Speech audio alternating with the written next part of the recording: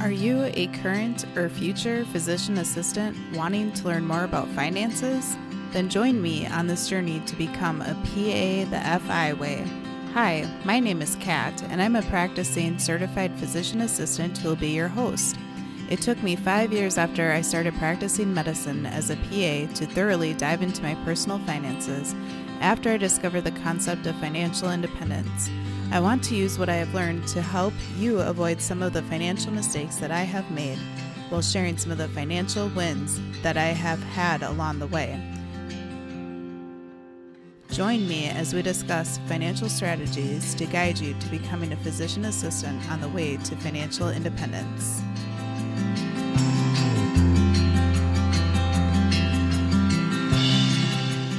Welcome, current and future PAs, to the first episode of the PA the FI Way podcast. I wanted to start off the podcast by having an introductory episode where I introduce myself, give a general overview of the podcast, as well as a general overview of the PA profession and the concept of FI, which stands for financial independence, and why I think that this is an important topic to discuss. My name is Kat, and I am a practicing certified PA, and I've been practicing medicine since 2014, so almost 6.5 years. My first role as a PA was at a family medicine and walk-in clinic, but we also saw some rheumatologic cases as my supervising physician was an internal medicine physician and rheumatologist.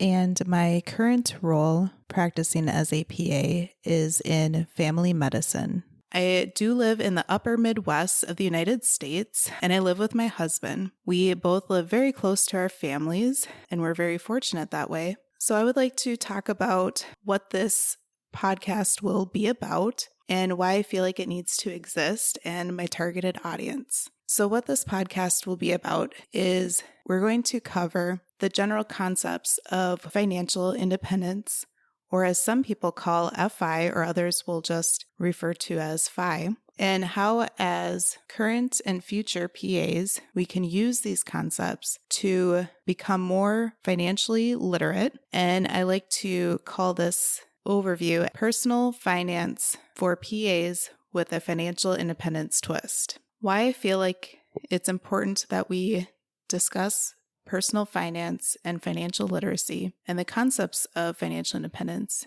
is that unfortunately, throughout high school, undergrad, and then usually graduate school, while you're training to become a PA, most programs and most schools do not talk about finances at all, which I think is truly unfortunate, especially considering that most new PAs graduate from PA school with over 6 figures of student loan debt. So my targeted audience will be high school students considering the PA profession, pre-PA students in high school as well as undergrad, physician assistant students in PA school, as well as newly graduated PAs and practicing PAs. We will review many financial independence topics and how they pertain to the PA profession throughout the various episodes of this podcast. I next would like to discuss a brief overview of the PA profession in case there are some listeners who are not very familiar with the PA profession. So PA stands for physician assistant, and we are medical providers that usually have master's degrees, although some have bachelor's degrees. And we are found in so many areas of medicine. We are generally trained as medical providers to train in family medicine. However, many PAs can be found in other general types of areas of medicine, as well as specialty types of areas of medicine. The general types of medicine that PAs can be found in, besides family medicine, are internal medicine, urgent care, ER, pediatrics, OBGYN, and there are several specialties that PAs can be found in as well, such as general surgery, many subspecialties of surgery, dermatology, cardiology, neurology, pulmonology, psychiatry, sleep medicine, interventional radiology, etc., etc. Basically, if there is a specialty of medicine, you likely will find a PA practicing in it. PAs can take the history of patients as well as perform physical exams, as well as order tests such as labs and imaging studies, and they can perform various procedures, some that are simple such as suturing, and some that are complicated such as assisting in surgery or performing interventional radiology procedures on their own. PAs can diagnose and also treat many diseases, and they can prescribe medications. PAs are usually a collaborative team member found in many areas of medicine. I absolutely love the fact that I'm a PA. However, when I first learned about the concept of financial independence, I thought that this was a concept that a lot of current and future PAs could benefit from. So some people are familiar with FI, or financial independence, as the first part of the acronym FIRE, which stands for Financial Independence, Retire Early. I currently am not focusing too heavily on the retire early part of FIRE, but more so on the FI, or financial independence part of FIRE. The reason why is once you reach FI, then you have the option to retire early. Not everybody who is financial independent will retire early, but it is a choice that they could make at that point if they would like to. Or some people will choose to cut back in their work at that point. I will first talk about how I was introduced to the concept of FI, and then delve a little further into the meaning of financial independence. As I have mentioned, I've been practicing medicine for about 6.5 years. However, it was about 5 years into my practicing medicine that I was first exposed to the concepts of financial independence. How I was exposed to this was my friend and I were invited to the wedding of one of our coworkers. Our husbands tagged along, as most good husbands do, to weddings, and her husband had been talking about financial rewards, credit cards, and he mentioned how he and his wife, my friend, had been to Europe for several days, and the only cost of the trip was food as well as a few nights of hotels. They had many other nights of hotels paid for, as well as their flights paid for through earning rewards with travel hacking credit cards. I am definitely going to delve into this a little deeper on future episodes because travel rewards with credit cards is one of my new favorite hobbies and things to talk about. However, I think that needs at least its own episode. So when he was telling me about how they had earned travel rewards, he brought me to episode 9 of the Choose FI podcast, where they further review travel rewards. And the Choose FI podcast had so much information in there about financial independence. I started listening to more podcast episodes and I became hooked. That was about 1.5 years ago. And since then, I've listened to many other financial independence podcasts and have read many financial independence books. I feel like I want to share the information that I have learned now with current and future PAs so they can try to avoid some of the financial mistakes that I have made over the past several years, but also try to share with you guys some of the financial wins that I have had along the way. A very brief overview of what financial independence is that it is the point at which a person or couple, if they are a joint household income couple, reaches when they have saved 25 times their annual expenses. But keep in mind, these annual expenses are actually what they're expected to be in the future when they are retired, not necessarily currently. For example, often in retirement, people will have fewer annual expenses because working in of itself does have some expenses, such as the cost of commuting, often a professional wardrobe, or some couples or single people will choose to downsize in retirement. For example, they may decide that they no longer need 2 or more vehicles for their family, or they may choose to live in a smaller home, thus having a cheaper annual income. So going back to the point at which a couple or a person has achieved financial independence, it is when their savings is 25 times their annual expenses.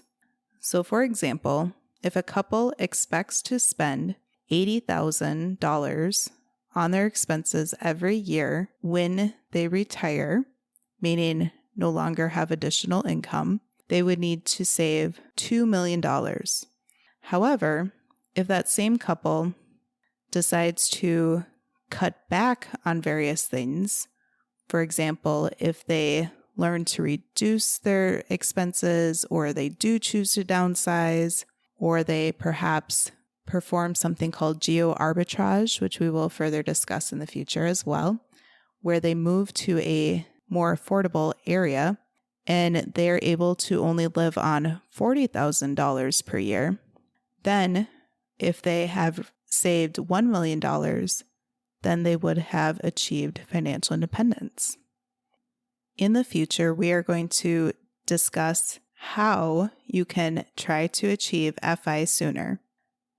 Those ways are to cut your expenses and increase your savings rate, all while investing as much as possible for your future. So there are different areas that you can focus on, but ideally, you would want to focus on a combination of several of these ideas to try to help you reach financial independence sooner. This concept is based on something called the Trinity Study. I encourage you to research more about the Trinity Study if you are interested. But what this study has shown is that if a person or couple were to withdraw 4% of their savings annually to spend in retirement, there is a 95% chance that their money would last throughout their retirement. This is called the 4% rule. This study and this idea does assume an average of 7% to 8% of the stock market's rate of return since the 1950s.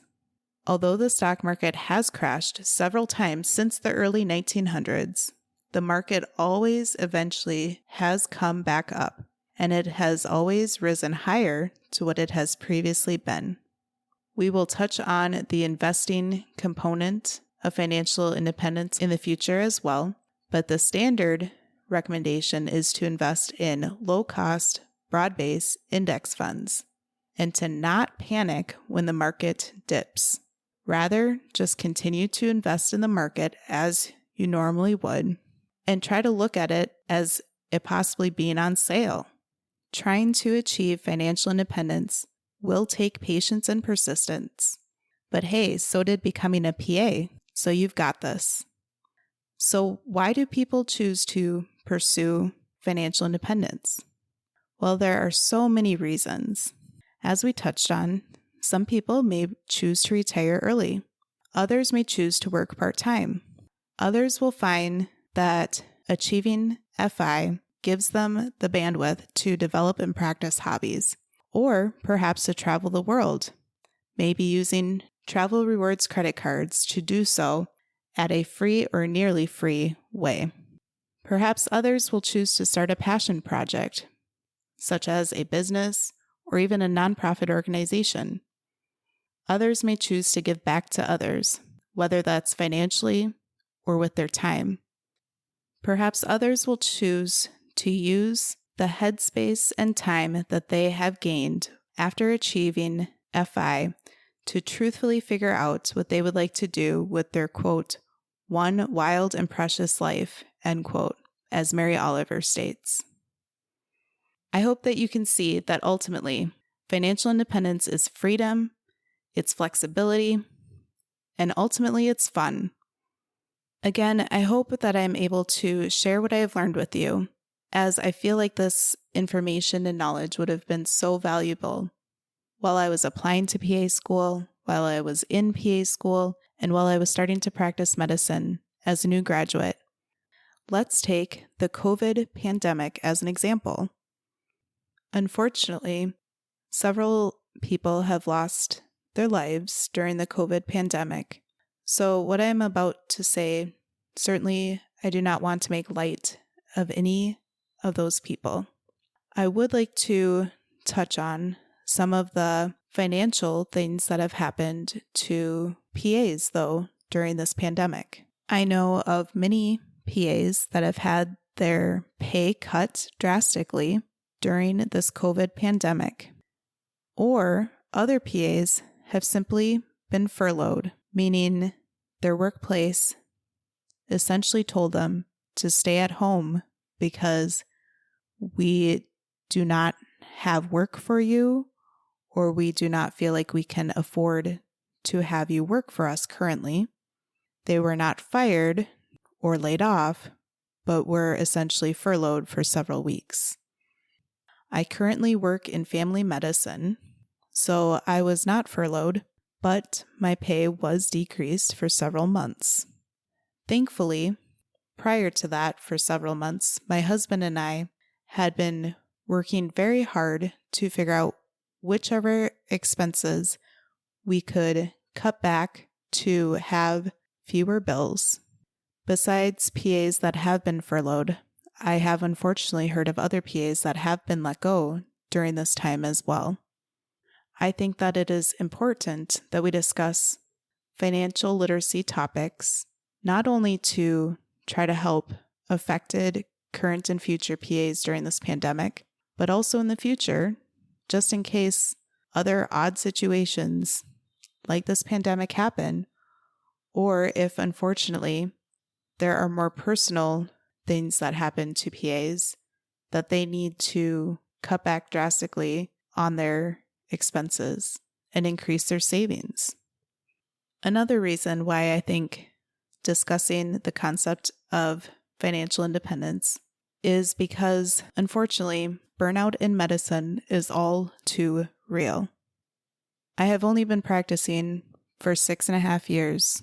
However, I can honestly say that I have experienced some symptoms of burnout on and off throughout my profession.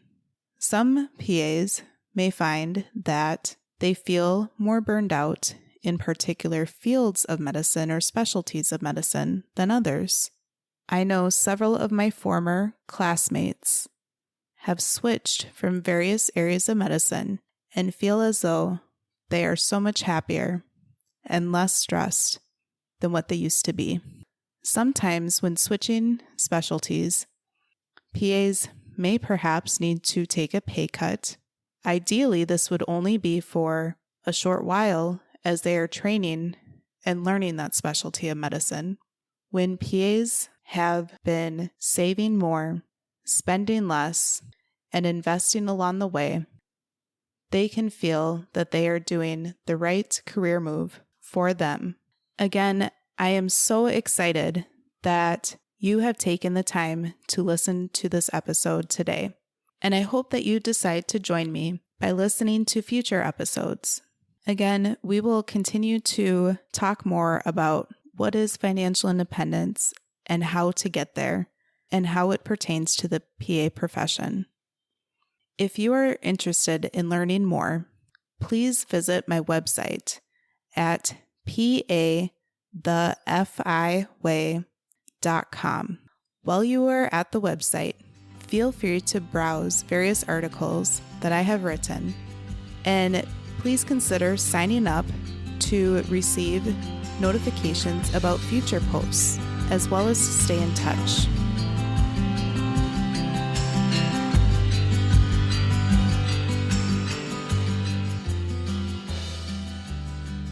Thank you for tuning in, and I hope that you decide to continue to join me along this journey of becoming a PA the FI way. Please take a moment to press the subscribe button on the platform that you are listening to this on, But more importantly, consider sharing with another current or future PA that could benefit from the information that we reviewed in this episode. Take care and have a great rest of your day. Until next time.